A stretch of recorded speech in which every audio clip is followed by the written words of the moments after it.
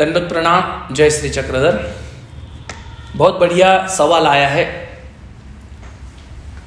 शंका है कि सीमा तोम्पे जी ने प्रश्न किया है, अगर हमें मराठी का प्रश्न है, सुतक पडलेले असेल तर कसे करावे, दीक्षा घेतली असेल तर। यानी इनका सवाल है कि भाई सुतक अगर हुआ है और संन्यास लिया हुआ था उन्होंने, अब ये थोड़ा प्रश्न कंफ्यूज वाला है। उन्होंने पूछा कि सुतक है तो क्या करना चाहिए, लेकिन आगे लिखते हैं कि उन्होंने अगर दीक्षा ली हुई है तो दीक्षा किसने ली हुई है?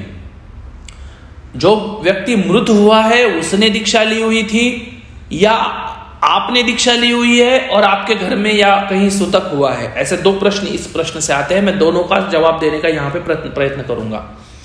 सुतक गए हुए मृत्यु, जो मृत्यु होता है जिस व्यक्ति का, उसके जाने के पश्चात जो बचे हुआ परिवार रहता है वो दुख में रहते हैं, उस सब प्रक्रियाओं को बोला जाता है सूतक। महानुभाव संप्रदाय के हिसाब से हमें किसी भी प्रकार का सूतक मानना नहीं चाहिए। यह तो हमारा सिद्धांत है, बिल्कुल भी नहीं मानना चाहिए। सूतक की कोई आवश्यकता नहीं है। लेकिन अगर आत्मघात होता है, अगर नैसर्गिक प्रक्रिया से मृत्यु नहीं आती है, तो वहां पर कुछ मर्यादाओं का ख्याल हमें रखना चाहिए। अगर किसी घर में देवता जनित क्रियाएं होती है, वहां पर कुछ मर्यादाओं का ख्याल हमें रखना चाहिए। अब यहां पे जो आपका प्रश्न है, अगर सन्यासी व्यक्ति की मृत्यु होती है, जैसे उनके प्रश्न के अनुसार सन्यासी व्यक्ति की मृत्यु होती है, तो आपने सुतक मानना चाहिए क्या? बिल्कुल भी नहीं मानना चाहिए। सन्यासी व्यक्ति के मृत्यु पर सुतक मानने का कोई भी कर्तव्य आपके लिए नहीं है। चाहे वो आपके पिताजी हो, चाहे वो आपके माताजी हो, चाहे आपके बहन हो, चाहे वो आपका पुत्र हो।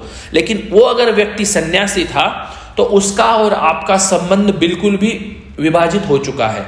आपने उसका सुतक मानने की कोई भी आवश्यकता नहीं है। उस 10 दिनों में अगर आप केवल जो अपनी परंपरा के अनुसार जो विधि बताए हैं उन विधियों को फॉलो करते हो, उतना ही लाभ उस जीव के लिए होगा।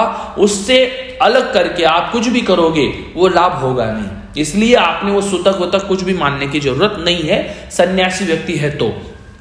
अब अगर सन्यासी व्यक्ति नहीं है लेकिन नामधारी व्यक्ति है, नामधारी व्यक्ति का सुतक हमने मानना चाहिए क्या?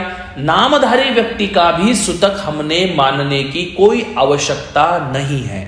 यह आपने ध्यान देना है, बिल्कुल भी आवश्यकता नहीं। अब इस बात का ढिंडोरा पीटते नहीं बैठना है हमने। ये आचार हमने खुद के लिए इस्तेमाल करना है। अब अगर कोई मान रहा है, अगर कोई कर रहा है, उसमें आपने अपना विद्वत्ता अपनी वहां पे प्रदर्शित करने की कोई आवश्यकता नहीं। क्यों? क्योंकि वो जो व्यक्ति है वो दुख में है। दुख में व्यक्ति अगर है और वहां पे अगर हम अपना पांडित्य प्रदर्शन करें तो आपके और उनके बीच में मनमुटाव होने की शक्यता हो सकती है। इसलिए वहां पे अगर कुछ बताना है, वहां पे अगर कुछ उनको कुछ निरूपण करना है, उनको ज्ञान की बातें बतानी है, वो कर्तव्य, वो दायित्व संत लोगों का है, संत समाज का है। संत समाज वो अपने आप करेगा। आप संत समाज को आगे करके संत समाज के माध्यम से आप उनको ये बात बता सकते हो। लेकिन अगर आप अपने अनुयायी धर्म में हो, महानुभाव संप्रदाय के अनुयायी इस भूमिका में हो, तो आप ये चीज करने के पीछे मत पड़िए। आप उनके दुख में सहभागी हो जाइए। आप जो धार्मिक विधि है उसमें सहभागी हो जाइए। उनके प्रति अपने प्रेम का प्रदर्शन कीजिए। ये करने का आपका दायित्व है, ये करना बहुत जरूरी है। इसलिए सूतक मानने की जरूरत नहीं। उल्टा उनके घर में जाके आप भोजन कीजिए, उनके घर में जाके आप पानी पीजिए, उनके घर में जाके आप रहिए रात को। उससे क्या होगा? उससे अपना परस्पर परम प्रति का कार्य ज्यादा से ज्यादा बढ़ेगा।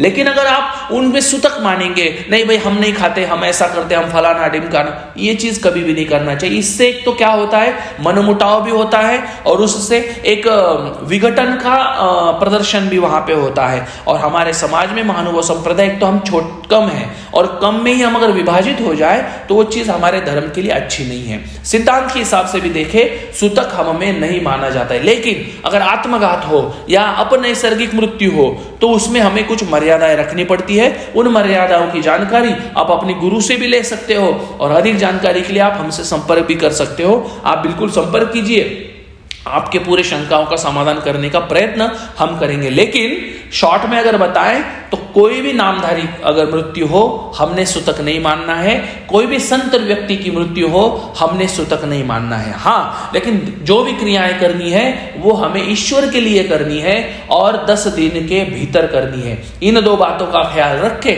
आप अपना जीवन आनंदमय तरीके से जी सकते हो। ठीक है, तो इस शंका का समाधान मेरे ख्याल से हो चुका है। मिलते हैं अगली शंका में, तब तक सभी को दंडोत प्रणाम और जय श्री चक्र।